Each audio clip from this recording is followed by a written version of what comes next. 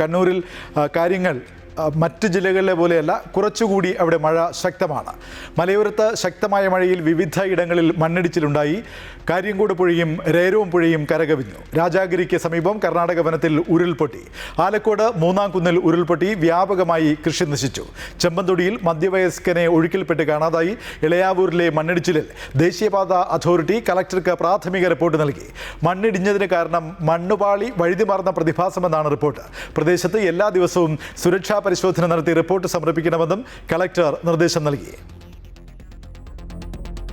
Joseph കൂടുതൽ വിശദാംശങ്ങളുമായി ചേരുന്നു. ജോസഫ്, വളരെ പ്രധാനപ്പെട്ട കാര്യം ഇപ്പോഴവിടുത്തെ അവസ്ഥ എന്താണെന്നുള്ളത് അറിയേണ്ടതാണ്. രണ്ടാമത്തെ കാര്യം, ജില്ലാ ഭരണകൂടം ജനങ്ങൾക്ക് നൽകിയിരിക്കുന്ന മാർഗനിർദ്ദേശം എന്താണ്? കെ സൂചിപ്പിച്ചതുപോലെ തന്നെ കണ്ണൂരിന്റെ നഗരപ്രദേശങ്ങളെ അപേക്ഷിച്ച് മലയോര മേഖലയിൽ അതിശക്തമായ മഴ തുടരുകയാണ്. വരും മണിക്കൂറുകളിലും സമാന രീതിയിൽ ഒറ്റപ്പെട്ട അതിശക്തമായ മഴയുണ്ടാകുമെന്നാണ് കാലാവസ്ഥാ വകുപ്പ് നൽകിയിരിക്കുന്ന നിർദ്ദേശം. മാത്രമല്ല 40 കിലോമീറ്റർ മുതൽ 60 കിലോമീറ്റർ വേഗതയിൽ കാറ്റും വീശിയടിക്കാൻ സാധ്യതയുള്ളതുകൊണ്ട് യാത്രക്കാർ അതീവ ജാഗ്രത പാലിക്കണമെന്നാണ് കാലാവസ്ഥാ വകുപ്പും ജില്ലാ ഭരണകൂടവും നൽകുന്ന നിർദ്ദേശം. ദേശീയപാതയുടെ പണി നടക്കുന്ന ഇടങ്ങളിലൂടെ പ്രത്യേക ജാഗ്രത പാലിക്കണം.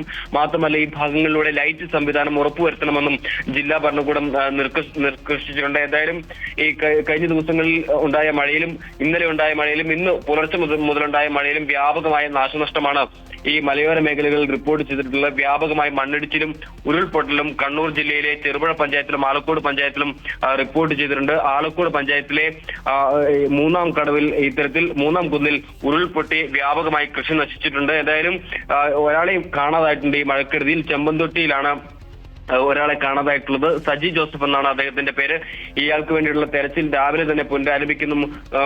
ഈ ഫയർഫോഴ്സ് ഉദ്യോഗസ്ഥർ ഉൾപ്പെടെയുള്ള രക്ഷാദൌത്യത്തിൽ ഏർപ്പെട്ടിരിക്കുന്നവർ വ്യക്തമാക്കിയിട്ടുണ്ട്. എന്തായാലും പ്രദേശത്ത് ട്രക്കിംഗ് ഉൾപ്പെടെയുള്ള എല്ലാവിധ വിനോദസഞ്ചാര പരിപാടികൾക്കും നിരോധനം ഏർപ്പെടുത്തിയിട്ടുണ്ട്. തീരദേശത്തുള്ളവരും ജാഗ്രത പാലിക്കണമെന്നാണ് ഇപ്പോൾ കാലാവസ്ഥാ വകുപ്പും ജില്ലാ ഭരണകൂടവും നൽകുന്ന നിർദ്ദേശം. കെ